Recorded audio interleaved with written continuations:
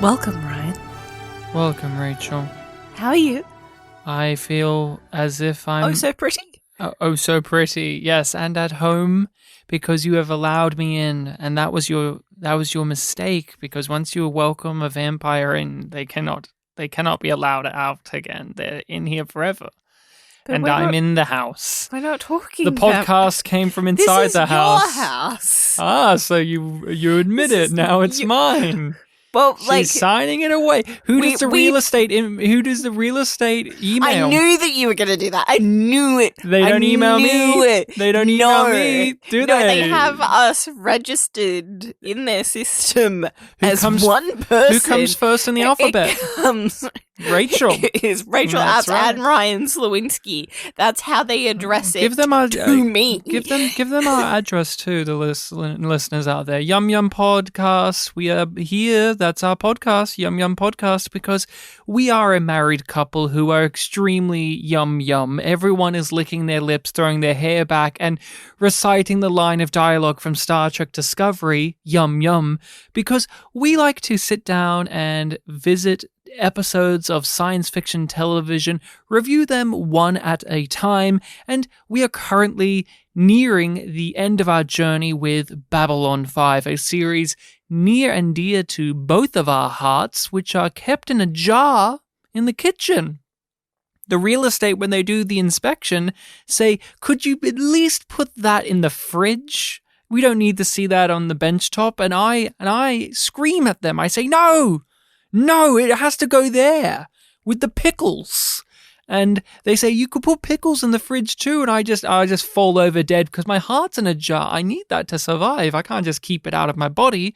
But we are here to talk about Babylon 5 as stated. We're rewatching it. Yes, we revisiting it, reviewing it, and spoilers abound. Spoilers are bound, and yes, we are on the final season. That's not the end of B5. There's movies to come, of course. Yes, but where are we up to, Rachel? What episode are we chatting about today?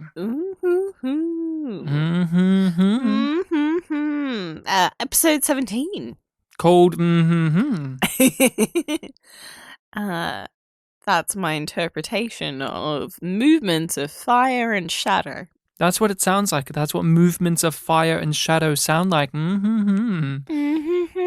read the DVD descriptions. They're the sacred text. Yes, which we believe, we hope, we live in faith that they were written by JMS himself. And here, this episode's description is: Drazi and non-militarists upend Sheridan's efforts to maintain a united front in the war with the Centaurs. Malari experiences a close encounter that's mysterious and perhaps life-altering. Perhaps it is. We don't know, but perhaps it is. We can't say for sure, but a perhaps will do in the description. We don't want to get too in detail. Was pretty heavy with YYE. Who do you think could have said yum in this episode? In Star Trek Discovery, a character was given that line as a random piece to add flavor to the scene. It was funny, it was corny, it was out of the blue, it was sexual, it was so many things. And who would you bestow that honor upon in Movements of Fire and Shadow? If it was in that scene, I think it would be the Drock that shows up and is just like, yes, him, yum. My other contender, though, is Lisa, when she gets confirmation that Veer is going to pay the fee. Very valid options there. Thank you. I'll give Londo an honourable shout out. He had some fun moments in this. The whole buttons melting thing was very YYE. Not given a whole lot of YYE. I mean, he did spew out some YYE liquids, of course. But I'm going to give it to a guest star character, someone that we will be discussing in depth later. The I'm Drazi? going to give it to the Drazi. Yes, I'm going to give it to the Drazi. What was it in the description? Militarist? I'm going to give it to him. He had a unique flavor to a Drazi character that we haven't really had before. And we'll get way more into that in our spotlight, which comes much, much later in the show. But let's just go over our histories with movements of fire and shadow and give a brief touch base of how we feel about it currently. Movements of Fire and Shadow I associate as one of the big episodes of season 5 because it's part 1 of a 2-part story of the Londo of the Centauri falling, Londo's tragic outcome, and even Lanier having to face some troubles of his own when it comes to himself. He broke his leg here. And he will break so much more in the next episode. But this is one of those the ones where it's not called part 1 of part 2 story, but it definitely is. And when this aired, it had a massive gap between the 2 episodes. Yeah. So you were left on that cliffhanger. This is an episode that ends with a cliffhanger. And I've always liked this episode. I think it's very good. I enjoy the continuing cycle of things just not working out. No matter how much our heroes grasp at the straws, they just cannot hold on to them. It's just devastatingly entertaining. And that's what I really come to Babylon 5 for, is it has that majesty of a space opera. This is truly a space opera in which we are seeing great empires rise and fall, battles, and the inner turmoil of the people entwined in those conflicts. And episodes like this is where it really lives up to the hype of we have made a 5-year story with a galaxy and civilizations and characters, and it's things like this where all of that building and building and building of those previous seasons really comes to a head and pays off. Movements of Fire and Shadow, episode 17, Rachel. How did you feel about this? What's been your experiences with it? You were freaking mortified at things that I said during this episode. My jaw hit the floor a couple of times. You were just like, what the fuck are you on? What do you mean? Because I was just like, you know what? Like, I don't really remember this episode. Shaking my head now. What do you mean you don't fucking remember this episode? Oh yeah, I'll remember the one where Byron and Lita have sex, but not this episode. I know, it feels sacrilegious. But I kept on being like, oh yeah!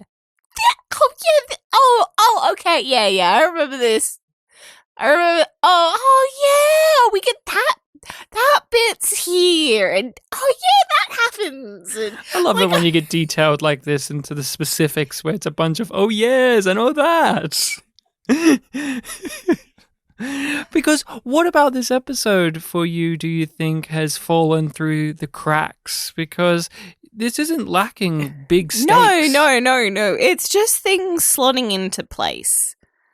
So I remember the Byron half of season 5 much more than the shipping line stuff because it all bleeds together. You remember Byron? I remember Byron. Most people are opposite of you, where they forget the Byron stuff and remember the shipping lines. I know I'm a weirdo. Fine with this. I'll live. I don't know if you still want to live with me after. You invited me in. I was welcomed. I cannot leave now. I'm on the lease. You were already in here and on the lease when I welcomed you. I don't know. I don't have any emails from the real estate saying that I'm on the lease. I just take your word for it. I have to read your emails. Lease? Lockley is back after having a bit of a break. Hiatus. She had to go to the med lab and get some bandages on her Achilles heels because she sliced them and diced them by doing some home exercise, some exercise on glass tables. But wouldn't you know it? When we see her in this episode, she's inside that place and that glass table's still there. Silly Lizzie. Throw it away! You're going to tempt yourself into doing it again, you silly girl. But no, I was happy to see Lockley again.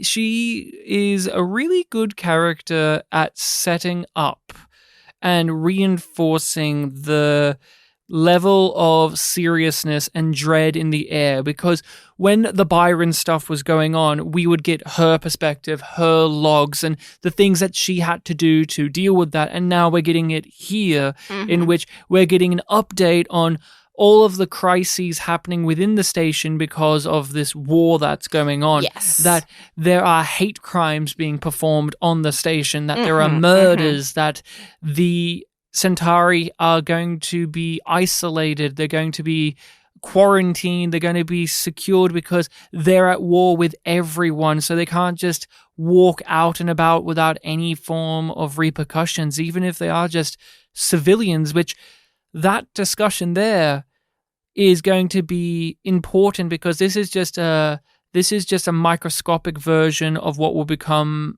a macro thing in the episode of civilians, the innocent, are going to suffer the wrath and revenge of the other races, even though the people on Babylon 5, they're not the ones doing the horrible things, but they are associated. They are the Centauri. It's to date this episode a little bit. It's another example of how Babylon 5 zooms out so certain things feel timeless because they're problems that are reoccurring. That idea of military attacking civilians and the complications of that and the justifications of that are currently happening in 2023 when it comes to like Gaza, Hamas, Israel. And even with the war still happening in with Russia as well, in Ukraine, and it, as you said, it's a timeless thing. It's a thing that repeats. It's not just something that JMS was just looking at around humanity. That is an undercurrent that's there. We want revenge, and we use but also justifications. History repeating itself. Human nature will keep happening even when we get advanced technology. We think our sensibilities are better, and in this case it's not even humanity is being transplanted onto alien civilizations to show that we're not so different, you and I. No geographical solutions for a mental problem. Lockley is also aware that the Centauri are using terror tactics and they are fighting in a way that is breaking the rules of war. They are blowing up the jump gates. They are going out of their way to go to the jump gates and destroy them. I had completely forgotten about that plot point. How could you forget? Because it is... I know. I was just like, what? It's a part of the whole entire thing that Centauri have no clear strategy. That yes, they are. I remember that part, but I just didn't remember them attacking the jump gates. Even though that's essential to like cause the problem that Delenn faces. Yes, and we know that even the Vorlons and ancient beings did not invent the jump gates. The jump gates have been around for a very long time. We watched Third Space. We have watched Third Space, and the hyperspace systems are needed by everyone. It's not just a case of we built it so we can maintain it. If they start blowing them up, these jump gates, it's going to fuck over everyone, and it makes no sense. That's the thing about it. Lockley's, it makes no fucking sense. Why would they be doing that? Shadow They're hurting logic. It's chaotic. That is definitely it. And I really appreciated that although Lockley didn't get too much to do in this, what they did give her tied into the ideas, themes, and larger points being made within the episode itself without flagging it so aggressively. No, it just did it. Yeah. It just did it. And, like, I really appreciate how settled into her job she is. And that she really seems to have found a groove working with Sheridan. And Corwin. And Corwin. Yeah, I really, although... Happy to see that guy again, by the way. Happy to see Corwin, always happy to see him. Wish he was in the show more. Yeah. But they have to deal with the Centauri are going to blow up the jump gate to Babylon 5 because she's aware, as are the others, that they'll most likely come to Babylon 5 and try to attack it. It's ludicrous because they must be aware that this is an eventual consequence because they are at the center of things, but they want to hope that the Centauri are looking out for peace, and they know that Babylon 5 will be essential to that.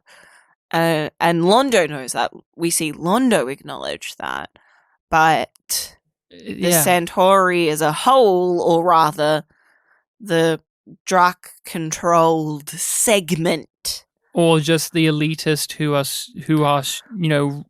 power hungry. We don't know. We don't know exactly how far that conspiracy goes. Yeah, but what is very good about the Lockley having to deal with this is what you were saying. It's just, there's something reassuring about seeing her in the job, and Tracy Scoggins is so good at playing this character, and the character has settled down and she is just performing the functions really well. She's no longer having to prove herself as a character to us, the audience. And moving past being Sheridan's ex-wife. Moving past being the one who comes onto the station and says everything's poorly run and I'm going to run it better.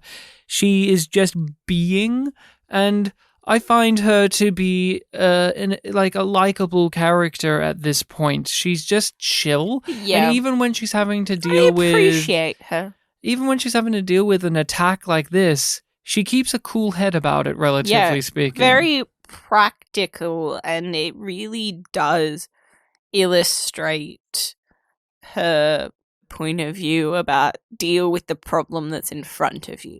Other characters are also getting their turn in the spotlight for plots. Franklin, wake up, Dr. Franklin. You're getting a little storyline too this episode. You were tapped on the shoulder by Via. Lisa, you as well. Come along.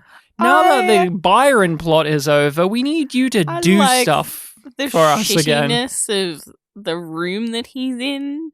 Like, it doesn't have a bed. It just has, like...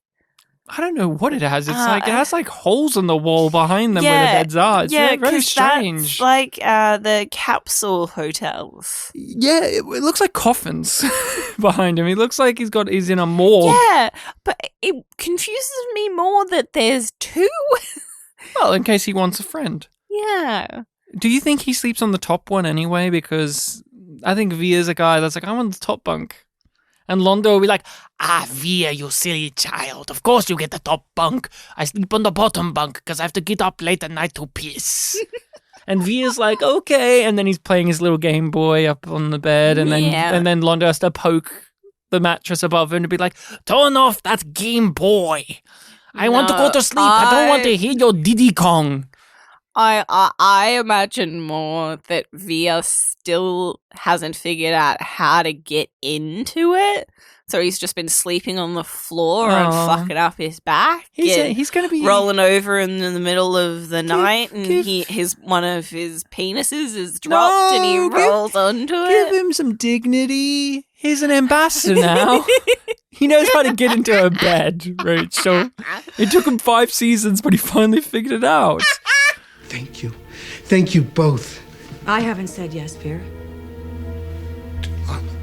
I'm sorry. I assumed that you were... Don't. He needs Franklin and Lita for a job because something mysterious and spooky is happening. Something's off, and he needs Franklin's medical expertise and Lita's.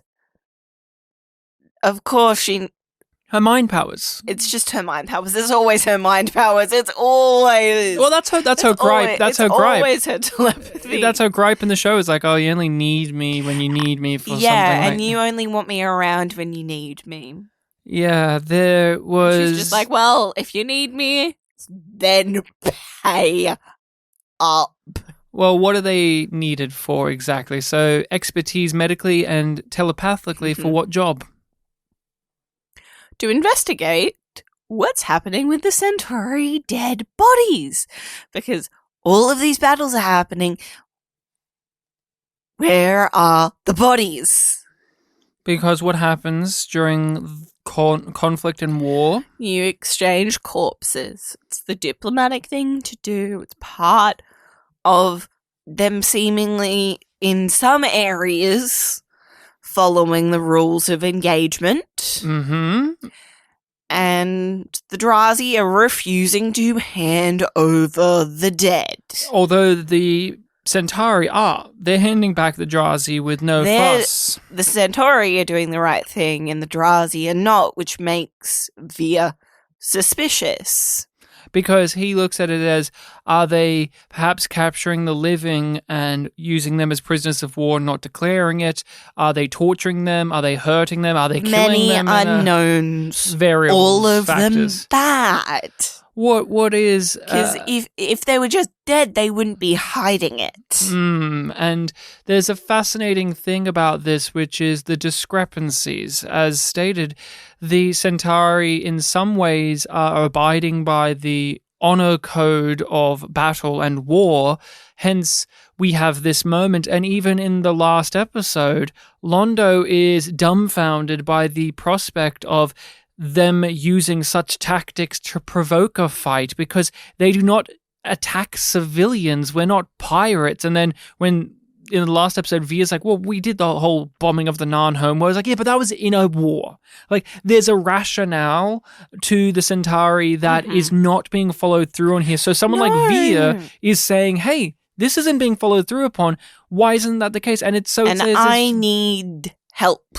So there's all of these red flags within the story about how there is a divide within the Centauri society of how this war is being waged. And that gets discussed later on too, about how this block of things is doing this and this group is doing that. And it seems like no one understands. Explanation in the end that answers a question that none of them were fully asking yet. And Franklin and Lita are the key to getting that answer. So Franklin begrudgingly agrees. He doesn't see why he's needed, and then he wants to go. Also, it's a trip out for him. He wants to go to the Drazi homeworld. Yeah. He seems like, hey, Garibaldi had a good... He likes to explore. We know this. He hitchhikes. Yeah. And Garibaldi didn't let him go last time. No. And as Lita said, they work well together. So he's going off with a colleague and a friend. Together in the past. And I love the scene where they're like lost with the map, because that seems to be every single time they go out together, Franklin gets lost.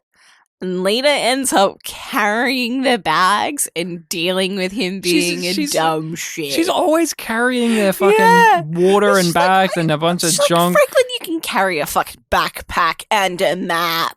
Look, have you seen him with his shirt off? He just doesn't have enough pure strength for all of those bags. I'm kidding. He's fucking ripped. Exactly. He's just a dum-dum. But Lita is not going to go fun machine. Lita is not going to go cheap. She wants to be fucking paid fat stacks of cash. 500,000 credits. That's she's not haggling. No. Via tries to haggle her. He's like, I can give you 400. Yeah, like, I can do 400. And she's like, if you can do 400, you can do 500. Suck it up. It's all or nothing. And I do wonder if she was just doing like a surface scan. Oh, you always think about these surface scans, don't you? I think she doesn't give a fuck. I think she does. Yeah. No, I don't think she gives a fuck about using her powers in this way. She's going to just flop her big dick on the table and say, you fucking pay me. It's just all or nothing. Like, this is what I'm worth. She's not... Either you're in or you're not. She's not there to prove herself. She's already done that. And she's like, you're going to pay up, bitch. I don't care what happens to the Centauri. I care about what happens to my people. So give me the money that will help them, and I will help you. Think about it as a charitable donation. Maybe you can write it off. Oh, maybe you'll get a little bit of a kickback on it later. Who knows, Via? But as long as that happens, here's my details. I had that ready. I knew what I wanted before I walked into the room, and I'll be there once the check has cleared. Once you've made up your mind. Fuck you. And there is the brilliant little back and forth where Veer and Franklin have these astonished looks on their faces. Just, whoa. She's changed. Yeah, she's changed. Yeah, I've noticed. Crazy stuff. Now, we know, obviously, she went through seasons worth of mistreatment and abuse and neglect, and now she's entering her rebellious phase. She joined a cult. She's now their leader because the previous one who was her lover got killed. She's a bad bitch. She wears all black now. Well, no, she's not in an all-black outfit, and it annoys me. I think she's in a pretty all-black outfit in this scene. No, she's got, like, the black shirt and the black vest, but I'm pretty sure it's colored pants. I'll trust Rachel's eye for fashion on this. Maybe it's But she's wearing a lot of black now. She used to wear green. Remember her green attire? But she's still wearing vests. She loves vests, leader. She's a vest gal. Yep. Have you ever been a vest gal? I have been. Why do you say it was shame? Because it was a shameful time. Do you know, shame. It was because the vest gals that are listening are really upset that you're saying it was a shame. Because I didn't wear nice vests. It was a early. Dirty vests. Late 2000s. Oh, before you met me. Yeah. I almost don't want to admit this. Were you wearing it at school? Over your uniform? Like, hey guys, I'm a rebel. I wear a vest. No. With badges.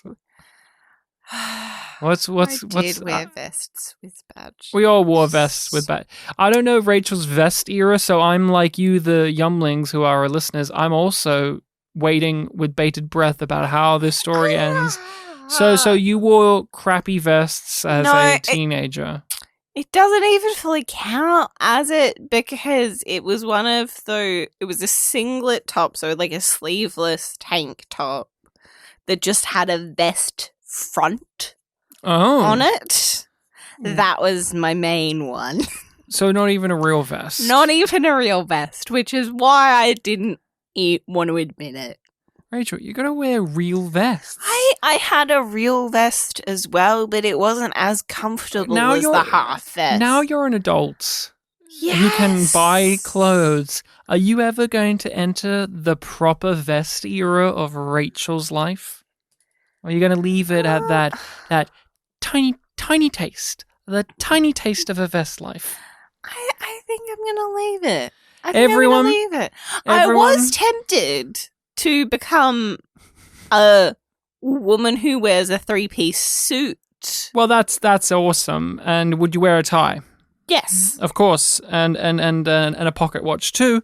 But everyone, join YumYumPodcast Patreon to help us fund Rachel becoming a vest gal, like Lita, because Lita needed fat stacks of cash to afford those nifty vests, and Rachel needs money for vests. So please help us out on Patreon, and you get a whole lot of content as well.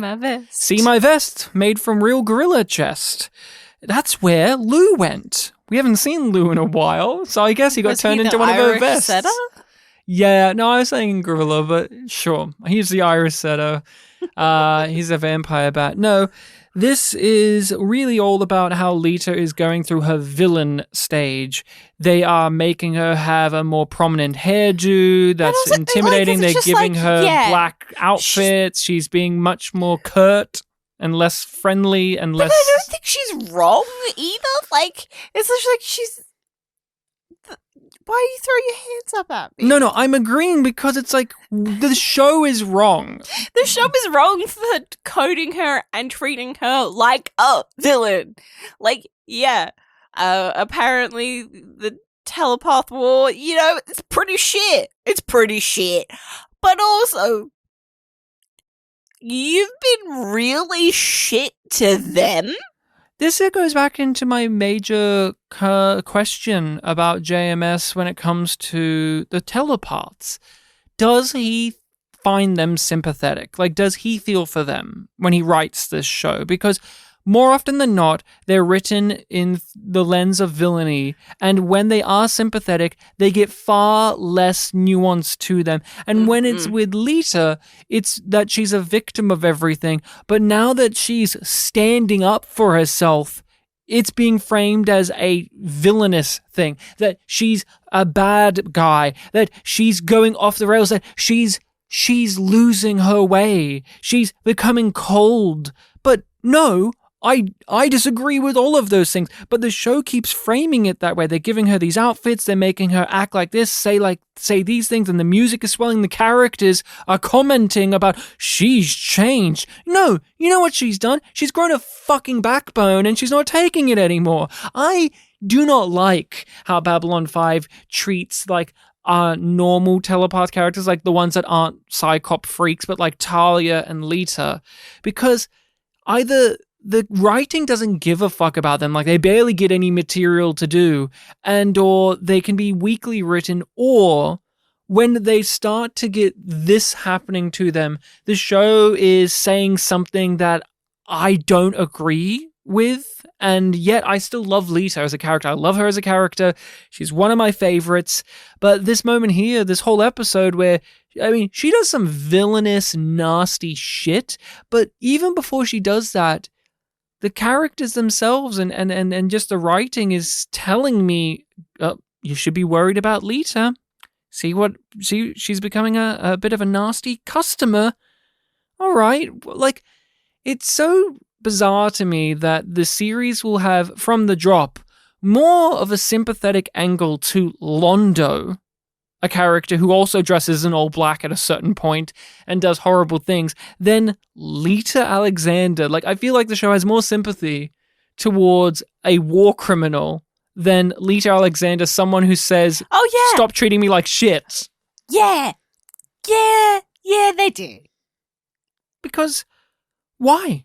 Like, we've gone around this a couple of times, but now we're nearing the end of the show. Like, where do you land on that stuff? Because we'll see even more Lita's heightening of villainy and of just drunk with power. But how do you feel about it?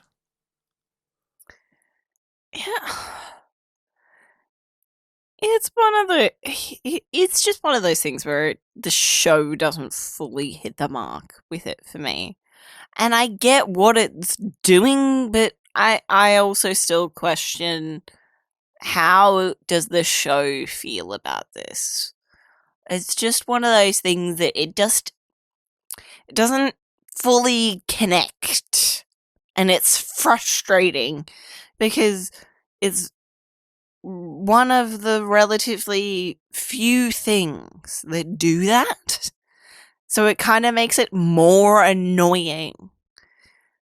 Even though it's not like a huge plot hole. It's not a huge problem.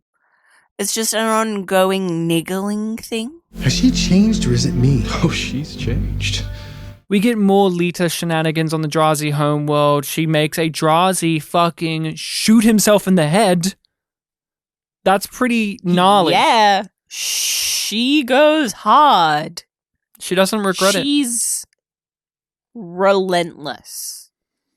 Absolutely. And I think that's a part of why she's shown to be so dangerous is because she almost has adopted the lesson that Bester was trying to teach Byron by killing those mundanes, is that their lives don't matter as much. We have been gifted an ability over others. It's just like, well, I can do it. The Vorlons taught her the same as well. You're above them. Crush those beneath you if they get in your way. It's upsetting, but also fucking rocked. That was a fucking gnarly move because it's just so brutal. It's like, that's and the way that they, like, the guy, they don't rush it. They don't rush it. It's slow. They aren't music and sound effects. The acting. Mwah. But once it happens, they don't have time to deal with it because they have just more. Like, the struggle is to craziness. get there, and then the fallout just happens. They run around on Drazi homeworld in the streets. They steal an egg. They have to go into where the Centauri bodies are being kept, and it's a bunch of pods, these football-shaped devices, and I'm going to bring this up as a nitpick I have. Yes. This isn't a criticism in terms of, like, this is bad. It's just something I don't like very much, which is Lita, like, her mind scans over this and you hear the shadow ship noises, like the screaming shadow noises. Like, okay, we got it. Shadow technology. Bam. Got it. Neat. She could sense that with her mind powers. I am not a huge lover of how often Lita can give nifty exposition dump because the Vorlons have programmed this knowledge into me and it comes up. You know what I would rather prefer? She could still give us the exposition that she knows because she scanned the device and she can just sense the shadow technology and she could put 2 and 2 together because guess what? I did. I know as much as the characters know, basically, about, like, some of this stuff. And, like, oh, that's shadow technology? Oh, right. And it does this? There you go.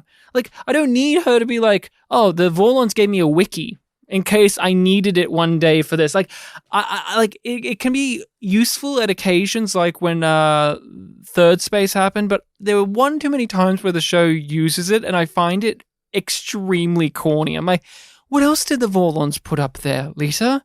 Why did they put that there? I get it, but I thought what they presented initially was really good, and then JMS has to over-explain it and give just a step too far.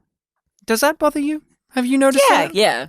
It's just like, oh, that's right. Like, just keep going with this one. Well, what is the alien pod situation? Shadow technology that if you put, like, 2 of these on a ship, it basically makes them automated. So they basically makes the ships drones. Remote controlled ships, just plop 2 of them in and you're done. Yep, you just plop these in and you punch in the codes and they do what you want. And you are making a proxy war, basically. Whoever's in charge can use them and make all of this happen. And once it's revealed, it makes no cost to them. No cost is, that's why they're playing so reckless. And that's why they're exploding the ships. That's why there are no remains. That's why when they are shooting women and children, there is no mercy because there cannot be mercy because it's an automated attack. Because when Lanier was on the thing, he hears the radio calls and he is a fucking being of, he is mortified. And even though we know the Centauri are awful and can be ruthless, with what we've been given in this particular war, even someone like Londo and even some of the other ministers find this a real confronting type of war that they're going through in comparison to the Narn. They can't believe it.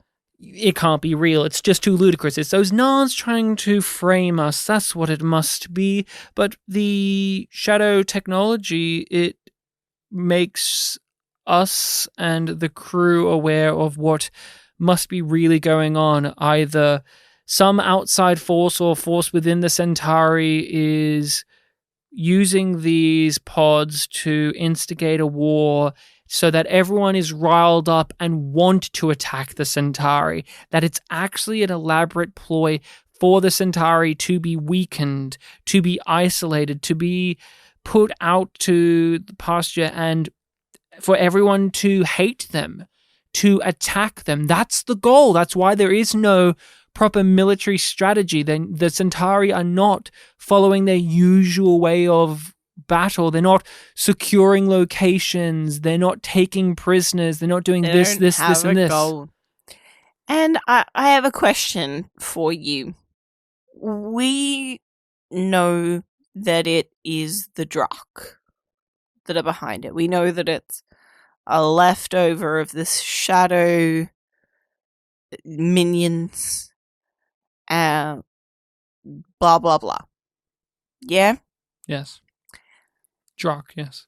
Do you think, how much of it, I think it's both, I hope you agree, but what do you think the balance is between them wanting to replicate the mission of the shadows with creating chaos for growth, and how much of it is them wanting to punish the Centauri for betraying the shadows?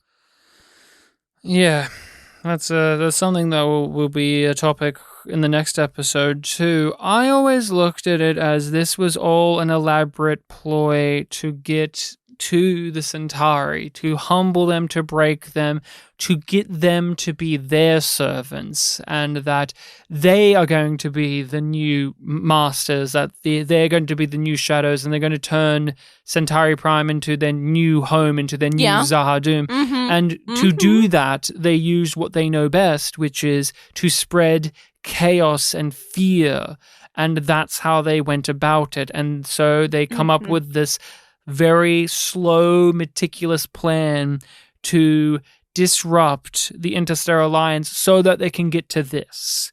And there will be a movie, and obviously Crusade exists, where they want to do the exact same type of thing to Earth and to this, and we know from Racing Mars that they're trying to get at Earth too with undermining the Mars resistance, and so they do want, and they wanted to get at the Mbryo as well. It's them taking revenge against those who brought them down, but like one at a time.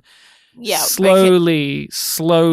They don't want to have sort of a forward-facing presence that can be attacked.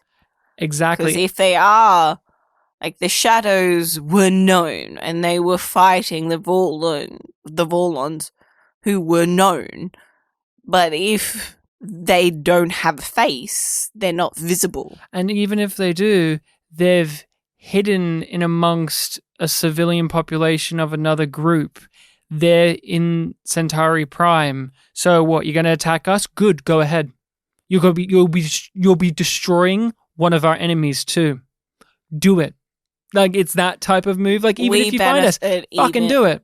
We win even if we lose. That's what makes them a great foe. And in this particular episode, you see that although Sheridan is now having to operate in what he knows best as a military strategist, he's pulling his hair out because he can't get a grasp on this.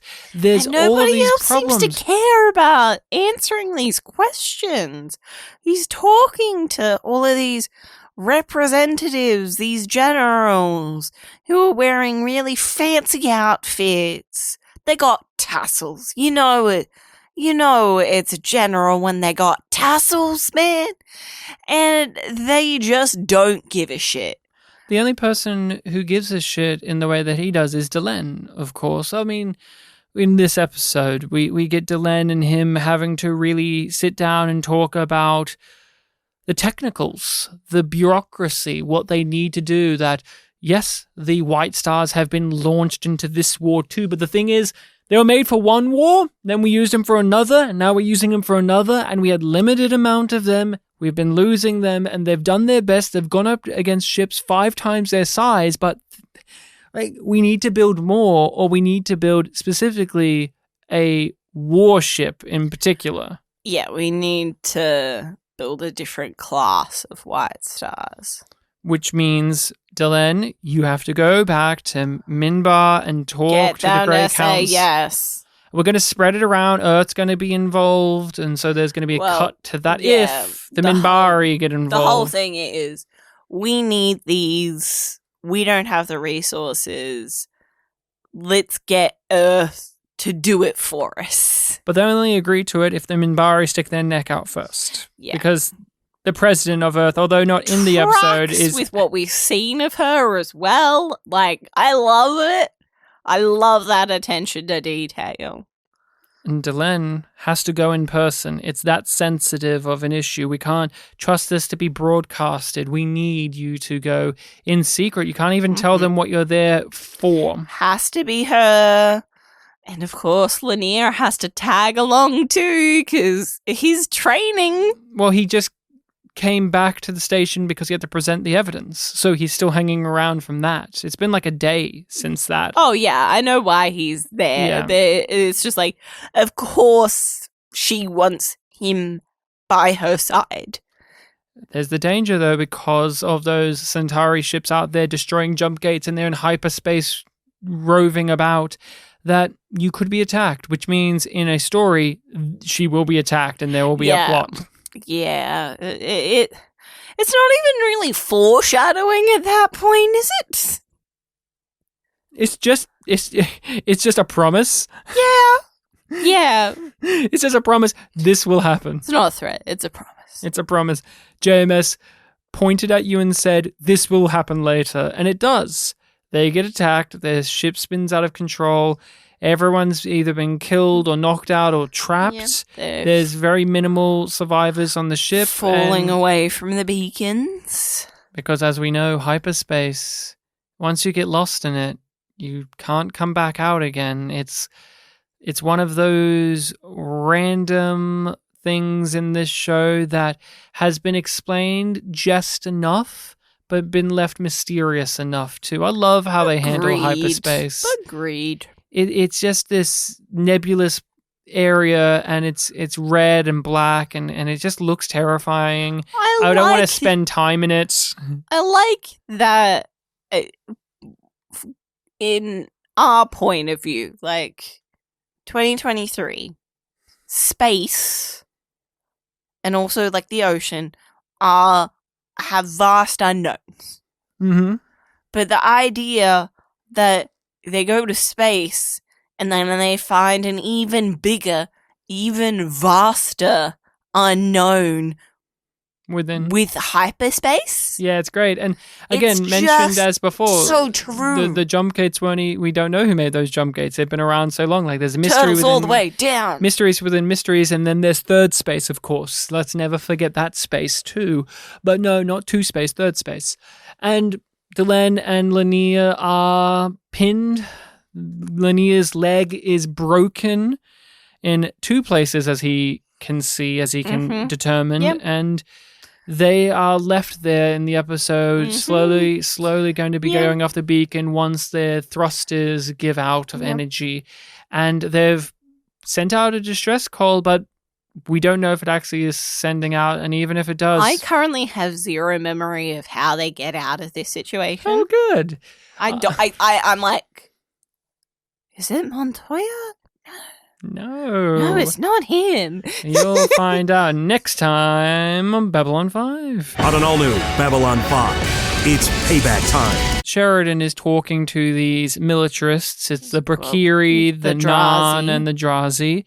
And they cannot agree on how to fight back against the Centauri. Because they won't take orders from each other. The aliens want to play dirty as well. They also want to play dirty, but they also don't want to play nice until they do. I really appreciated Lockley. They play nice so that they can play dirty. I really appreciated Lockley just sitting in the meeting, and they're like, hey, this is Lockley. You all know Lockley. It's like, sure they do. Yeah. But she just is confused. Like, aren't you in an alliance? Aren't you supposed to be, like, getting on? Isn't there rules that you're supposed to be abiding by? And they're just like, yeah, but we have and we heard this at the beginning of the season. We have our sovereign rights. Yeah. And remember when the Narn and the Prekiri and the game and the rest of them were like, shut the fuck up about that, Drazi. Like, you guys are being dickheads with your whole, we want our sovereign rights bullshit, like, to do nasty shit. Now that everyone wants to do nasty shit, they're using that old rhetoric that the Drazi have been proudly doing throughout the season. I really do love how they've made the Drazi this force in the season. Like, they have been the recurring antagonist for the Interstellar Alliance, like the one that's inside the house. I think it was the last rewatch that we did where you were really like, they do a lot of work with the Drazi. Like, they've come a long way from fighting over colours. Now they are the ones that are schmoozing with powerful beings and calling the shots. They're not just barging in and punching people and being explosive. They're politically adept. Like, they know what they're doing. They're becoming one of the powerful younger races, which are now the older races. And they have always hated the Centauri because they've been their biggest rival. Yeah, and we know that from the way that Londo has treated them quite frequently. Oh, because the Drazi were the ones attacked right after the Narn were taken care of. Like, they were the next target, and they always held a good resistance against the Centauri. And here it is, coming back to bite the Centauri in the ass, because they are going to team up with the Narn. The Narn and the Drazi don't have any love for those damn Centauris. No sympathy. They're going to attack the Centauri homeworld, and Sheridan refuses that. He's like, no, you can't do that. I won't allow it. It's against the rules because you're going to be attacking civilians. They're attacking civilians? Yeah, we'll be better than them. We are going to fight this war clean. We need to, and this is where Sheridan, being a soldier, comes in. We are needing to kill their ability to make war, not to kill their people. It's not even about, like, taking them down by numbers. It's about neutralizing them. And that means we attack their shipping lines and this, or like their shipyards or their resources, and restrict this and do this. Strategic, not vindictive. But they want to be vindictive. They feel like it has been owed. The Narn, of course. They see it as justice. And even if they don't give a fuck. They just want that blood to be shed because it would feel good. It would be just. Well, yeah, the Narn say it like that. The Drazi, I really do feel as if we want it because we want it. And as Lita and Franklin point out, they're withholding this information about the shadow technology because if they reveal it, it means that they won't be allowed to fuck over the Centauri the same way. Like, they're not doing it for justice like the Narn claim to be. They're doing it because they have an agenda behind what they're doing. And again, it's that extra step. They could have easily kept the Drazi as they're just angry warrior buffoons, and that's good. Like, that could have been good enough. That could be good enough for why the Centauri are going to get fucked over by the Drazi. But instead, we have all of this lead up to it in this season. And like in this season in particular, the Drazi culture and mentality and like their conniving ways have just been really stacked on top of itself. So when we get to these moments where they do such a thing, it doesn't take us by surprise. In fact, I can't even say I'm frustrated with them. It's just, of course this is what they're going to do. And Sheridan, it's too late. Once he finds out things are going wrong, he gets in a White Star, he's going to fly out there, but he's too late. He's too late. And I like Garibaldi coming in and just being like, John! I'm in the episode 2 now. Hey! I totally ran the whole way here. I'm sleepy. I just woke up from a drunk sleep, so I'm just getting buzzed right now. But Sheridan does not do the great protagonist thing. Instead, he fails. he has tried to be diplomatic. He tried to be the soldier right now. He's tried to spare the death of innocents, and it did not work out for him. Just not enough. Just because he has good intentions, it doesn't mean that it's going to pay off for him. Just because he is a noble man doesn't mean that the universe is going to reward that by giving him what he wants, because what he wants is for them to stop and to realize, and that's just not how it's going to be. And we end the episode on Centauri Prime getting bombed to shit, getting lasered to shit, and the Centauri homeworld has been left defenseless because of what's been going on in Londo's plot. Guess what, guys? Londo's in this episode too. Yeah, he's still in that jail cell where we left him. Have a nice chat with G'Kar. And I'm firmly of the opinion that he does get abducted. Of course he does. There's no question. He gets abducted and they test on him. Yeah.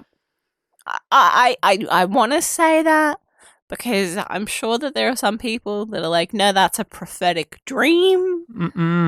We know that they test on people, these freaky aliens. I love this shit, by the way. And Londo has like a waking dream of this. He's not too sure if this is a memory of this is just a nightmare. He sees what we'll know as a Drock in the next episode. They credit him as a Drock in this episode, being like, good, he's ready. I'm a villain. Beautifully done, Wayne Alexander. Thank you, Wayne Alexander, for living up to the assignment of I play an evil alien that's lived in a cave for the last 1,000 years and don't talk with my mouth, but I will for this. Man, B5, when they get people on and they say you need to play a villain, you just get gold like this. They rise to the occasion. I'm a villain. He talks like an actual like cartoon villain, but guess what? When it works, it works. And it works here. So, I mean, it works so well that Londo spooked out that he needs to leave. Yep. He needs to get out of that cell. But save face. G'Kar vomits. Does he vomit or shit? He's more like gagging. But also when you see, he also starts to sit up and wiggle his butt. What is it? I've always thought it was a vomit, but when I was watching it this time, I'm like, you know what? It could be either or at this point. Well, you know what clinches it for me? It burns. It burns, and Londo seems to be wiping stuff off him. And G'Kar was mouth aimed at Londo, not butt butt aimed. Yeah. Thank you, Rachel. We put that on our lease when we signed up. Rachel's butt aimed and I'm mouth aimed, and we get charged differently for that. No, it's just a funny thing that happens. That G'Kar's like, I have a really absurd comedic bit for you to leave. Yeah, just here. Here's your out, Londo. You've made fun of me being smelly before. You'll really regret it now. And what does Londo get up to once he's free? He gets to talk to the regent. But don't skip over our good friend. That's Polish for I am sorry. And that's Czechoslovakian for I am very sorry. But no. So first up, he gets to talk to the minister that keeps on gatekeeping the regent. Does he girl boss? No, he but he does gaslight. The minister does. Yeah. He says, no, I'm in charge. We're only defending ourselves. Anything else is fake news. I don't believe you. If you want to make a play, you're doing it on your own. Why did Londo... I'm outie. I gotta be real honest with this. This is a scene where you need 3 Londo bits, and this is the second bit of the story where he's like, and he talks to people, and then he eventually talks to the region. Why did he talk to the guy who arrested him last episode? Yeah. As if this guy's going to help you. Yeah. And Londo didn't offer him any more evidence than he did in the last episode. No, it's just like, this is also just confirmation that Londo is on his own. Yes, and then he meets the regents. Yeah, the regents awaiting him in his quarters. You know it's a great scene when the regent is sitting there with one hand already waving in the air. Oh, yes, this is what TV's made for. And now it is your time. Mine is almost over. I have to say, I'll be glad of it. I'm so tired of it all, Londo. People, you've watched the episode most likely. You know what the regent's about. You know what he's talking about. And I don't want to undersell this or like undermine and not talk about it. But at the same time, the regent stuff is so good. Just so good, so well performed, so beautiful, so tragic. Just upsetting that I it's almost like I've too much to say to the point of turning around and saying I have so little to say about it because it speaks for itself. It speaks for itself. The bit that I love is when he goes over, there will be peace for a time, they say, and then it will go away. I just love his whole little ramble about that because isn't that true? It's a nice continuation or sort of echoing of, I think it was, I want to say Garibaldi and Sheridan about how history is defined by the wars. Yes, it was Garibaldi talking about that. Why do we remember the wars but not the peace? And we see in Deconstruction of Falling Stars that this is true. Yeah. There will be peace for a time, and then there will be war, and then there will be destruction and chaos, and for a time, and it just goes around. I think if I had to like pick sort of like a gift-sized moment from this scene, that's how I often measure things too. It is that sort of medium shot of Verini looking out after he's just told Londo that he's turned off the defense grid. And how serene his expression is. Oh, yeah. While how horrified Londo is. But it's almost like he's so horrified, he's just shut down. Oh, he's been a puppet for so long, and this is his final act, and now he's free, and I'm so glad that I won't live to see what happens next. Don't rush, Londo. Use your final 3 moments. Enjoy them.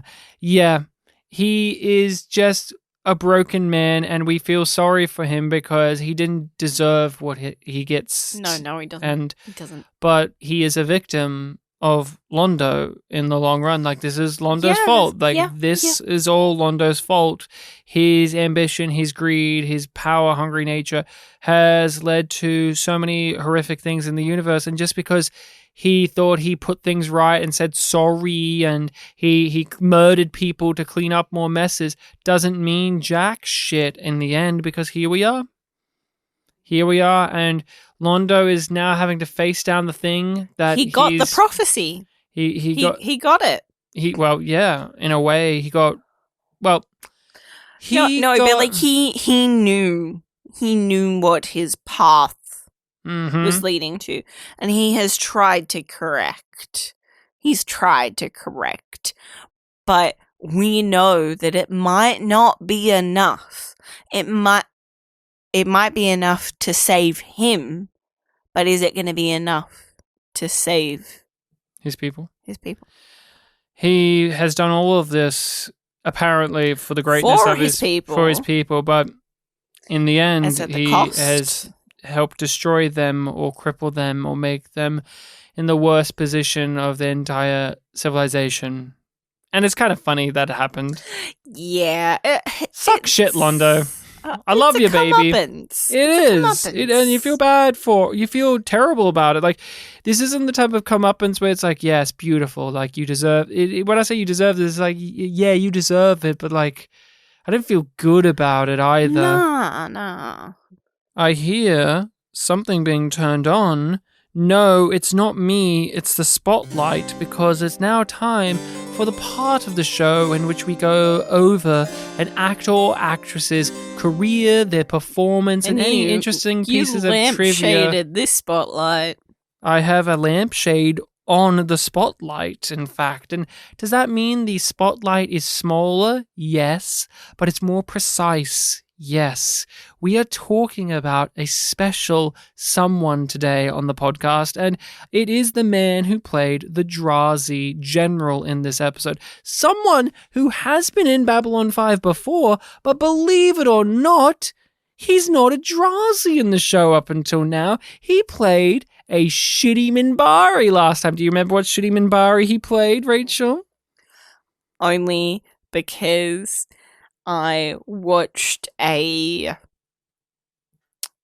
show reel that the actor has made, which is called Just for Fun. Yes, one of his show reels is called Just for Fun. And it's all like him in prosthetics, and it starts out with Babylon 5 and him talking to Delenn, being like, "We won!" Yeah, he was Shakiri. We won! He was Shakiri in movement. The religious moments cast has surrendered. Yes. Warrior wins. We are the warrior wins. Yes, but the actor is Bart McCarthy. Yes. And he, played Shakiri, the warrior caste leader in Moments of Transition, and he is this Drazi general in the episode. And in this episode, we will talk about, obviously, his performance within Movements of Fire and Shadow, but I do want to go back to him as Shakiri. And if you listen to our discussion on that episode, we all gave him a great amount of praise. He was really good in that one. He was so slimy and self-serving, and he didn't overplay it. And when he did have to, he really put on that mustard good. And he was just a physically imposing guy in that one. I really loved his performance as Shakiri, and out of the two, obviously I like that one more. It's more weighted. It's got more to play with than in this episode.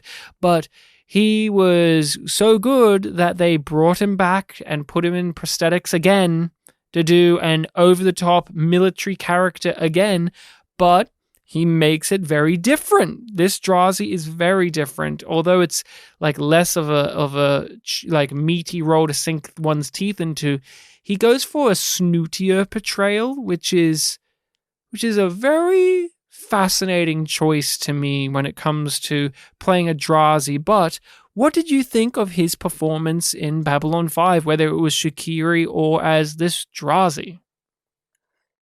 Yeah, I think he's solid. He's solid and he's fun. Like, it's very theatrical each time he shows up. And I think it's good casting. He is having fun, and we have fun seeing him in the episode in Movements of Fire and Shadow. What did you think of his portrayal of a Drazi? Because we've had our stable of Drazi actors, and heck, even Wayne Alexander has done a Drazi, and we know that the Drazi have a certain mold to them, but they can break out of that clearly, of course. But what did you think of his take on a Drazi leader, of a Drazi authority figure? It tracks. It has those traits that we've seen in the Drazi. They're weird, almost sort of over the top nature, and how blustering their leaders are, but also how that can be very dangerous and unsettling as well. Yeah, Interesting to me because a lot of the time the Drazi I think of as hotheads, as dumb guys, as very slow-witted. When Kim Strauss plays them, they're very comedic. And yes. Even when we get ones that are giving far more of a point, there's always something behind the writing and the acting that is undermining depth. But there's depth, but there's also something undermining any seriousness to them. Yeah. There's always like a level of oafishness. Yeah, it's like they're dangerous. They're cunning. They're powerful, but they're almost more by ignorance than design. And he's having to play against Robin Sachs in this episode, who, for some inexplicable reason, is not the same character as the Narn captain, although... No! Different. If I didn't know that from just, being told it through trivia, I would have guessed. I've always thought it was, because that would have been neat. It would have been a great little... but why not? Apparently they have different names, so...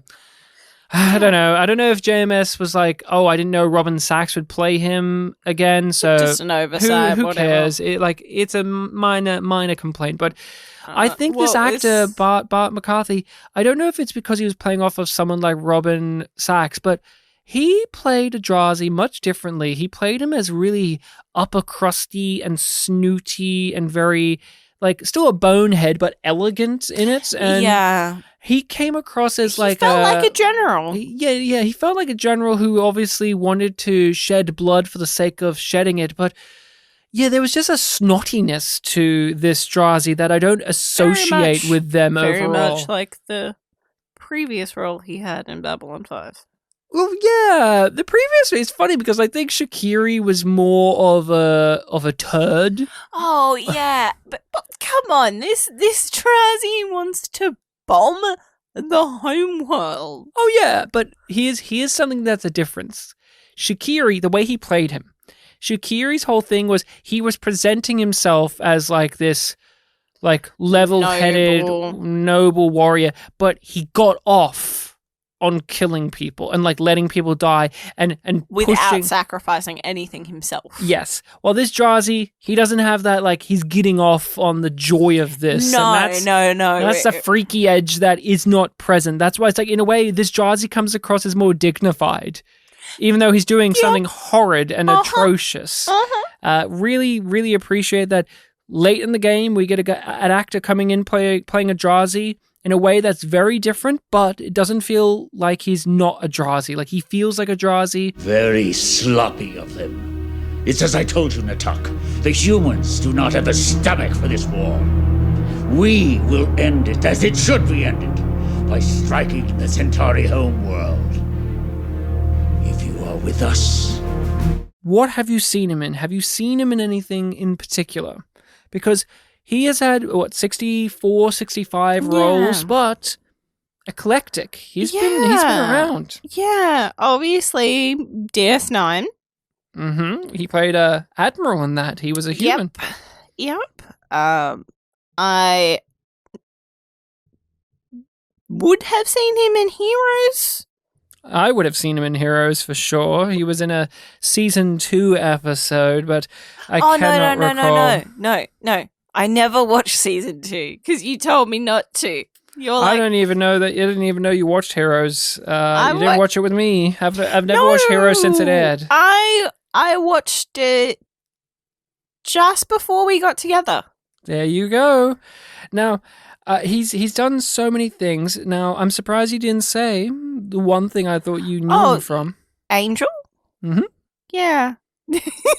I don't remember him in that. Now, he was marvelous in Angel. Now, I saw his clip. He included this in his show reel.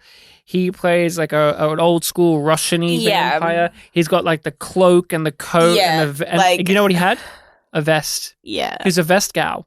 And he was performing it like Bela Lugosi, old school vampire man, but also playing it like an Italian crime gangster man. It was just so funny. And he was being played up for yucks. And that was the thing that I found striking is, in Babylon 5, he's never funny. But what I've realized is in his career, he's mainly done comedy roles. Like, his number one known for is the SpongeBob movie, where he plays the pirate captain. It's just so straight. Like, he played Captain Bart the pirate, and I would not have pegged him as a guy that is known for doing comedy or being the comedic relief in an episode of a serious show. Like, he's in Charmed as a rat demon, and again, hamming it up. This is a guy that is fucking hamming it up. In if you actually think about, look at his roles, him in B5 is actually him restrained. This is him held back. He goes way more cheesy, way more ham in things like Malcolm in the Middle and Rat Race and Roswell and the SpongeBob movie, of course, and so on and so forth. I was just genuinely surprised to see that there were so many comedic roles in this guy's career who I would have associated, if you had to put a gun against my head and say, what roles would this guy play? I would have thought he would have played a lot of like crime lord roles or cops or like authority figures. And no, that's not necessarily the case. He plays a lot of goofballs. There are two other credits that I want to briefly mention. One is just for the title. He was in Murder of a Cat, where a man investigates the murder of his cat. Yep. And two is he was, I believe it was just in one episode of an American remake of an Australian show. Do you know what one it was? You want to take a guess? Was it Animal Kingdom? No. No, what one? Rake. Oh, Rake. Yes. Of course, Rake. Why did they, I don't know why they tried to adapt that in America. I don't know either. It's one that I don't know how it works so well here in Australia. It's a lightning in a bottle show. He was in Sons of Anarchy, of course, where I can see him playing like a bikey type character, or biker as you call it, type character. Oz, the Great and Powerful, he plays one of the people from Oz, of course, and he has a connection to some B5 people. He was in a project with John Vickery, who was Naroon, which he obviously played off against in Moments of Transition. Now, they obviously didn't work together on this, but they're in the same project because this is a voice role. He was in Dante's Inferno. He was Virgil and Chiron and a farmer, while Naroon, John Vickery, he was Lucifer in that game. He was the main antagonist of Dante's Inferno. So I was just so pleasantly... another Lucifer connection. Oh, go ahead. So I found his YouTube channel. Oh, yeah. Rachel's really digging in now. And one of his last uploads was a full performance that apparently he did at Edinburgh Fringe. Oh, beautiful. And it's called Satan Speaks, Why I Don't Exist, a TED-ish talk. Oh, okay. And it's the full play. Oh, it's a full play. Uh-huh. I'm already invested. I want to watch this play. You've got my curiosity peaked. Do you have anything else that you want to say before I get into the website? He was in, very early on, one of his first roles was in Third Rock from the Sun.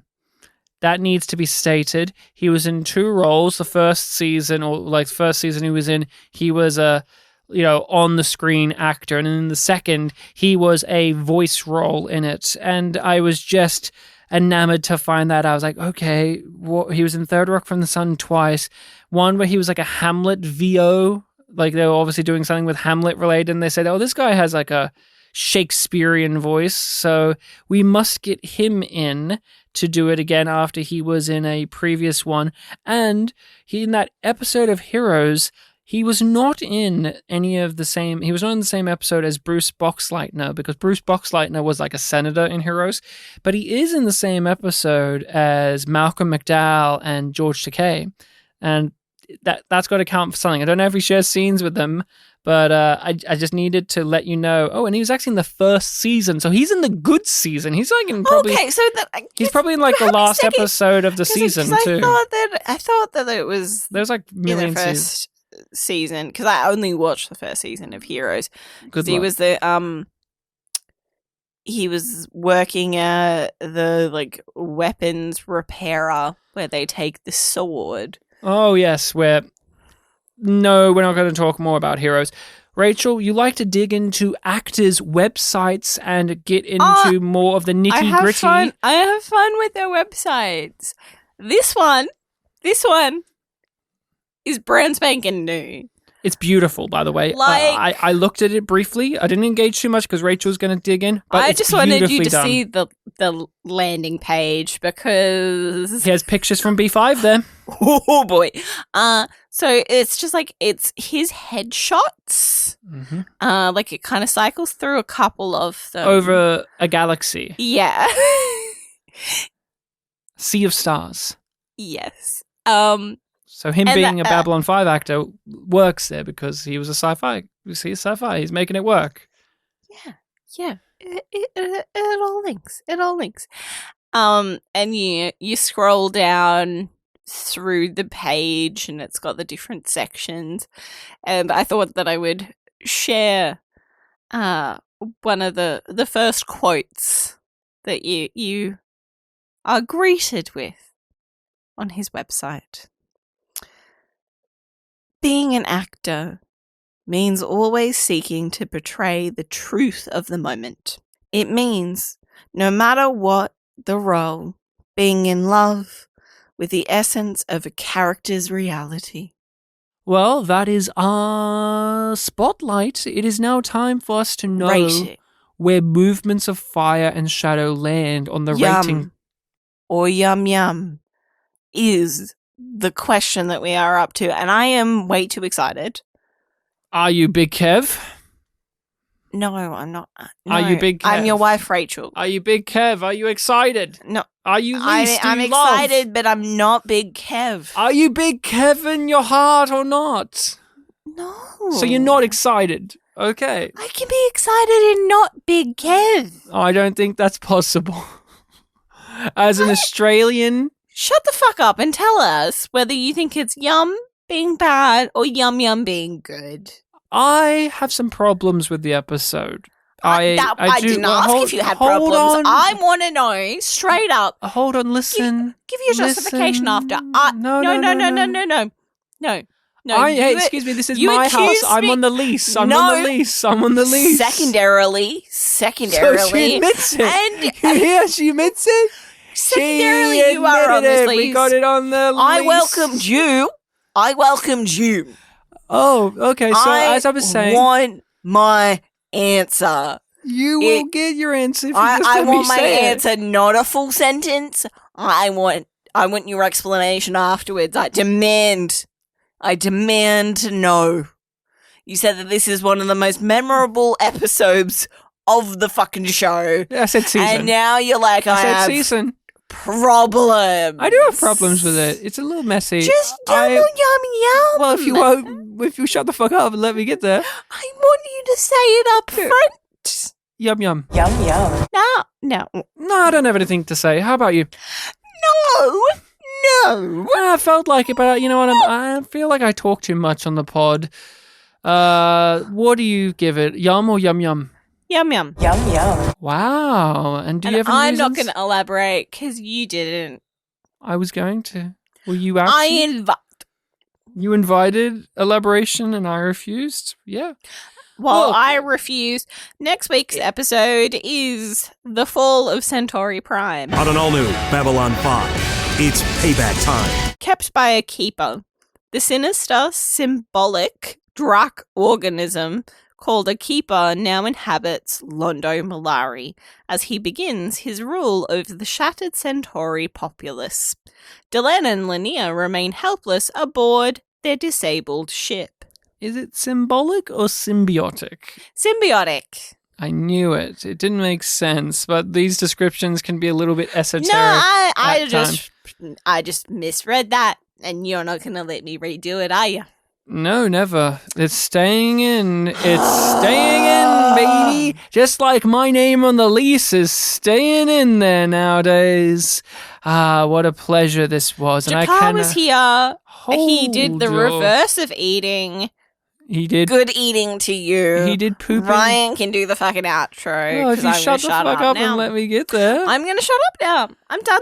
Okay, everyone, Rachel is done now, which is real unfortunate because, Rachel, where can people email us? If they want to email us directly, where do they go? What is the email? Could you tell us that in vivid detail? What is the name of the podcast and what is the email address?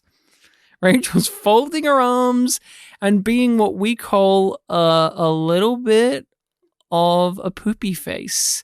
She's spelling out the email address for me, but Rachel, you're doing it the wrong way. I can't read backwards. No, Rachel, I can't read your handwriting. You write like a teacher, which is messily.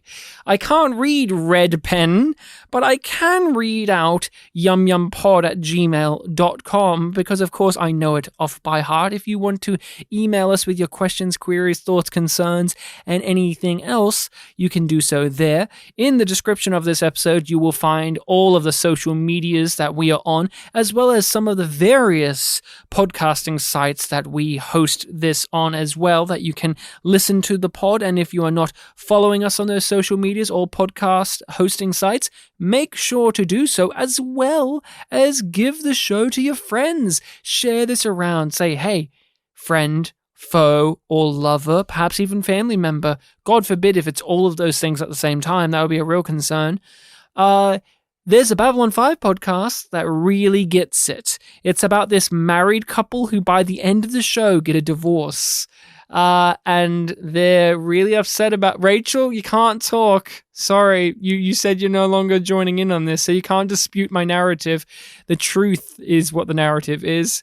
And Rachel's crawling towards me like a dog. She's going to bite my leg if I keep making all of these crazy hijinks, so I better skedaddle. Oh no, she's biting me. Get out. Rachel, the lease says no pets. We can't. No.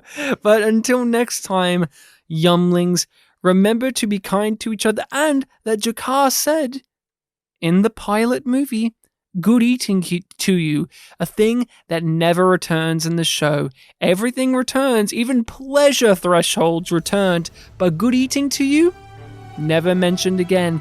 I mention it for the show, as does Rachel. Rachel would love to say good eating to you in a proper, respectful, and sensible way, but she's too busy chasing her own tail.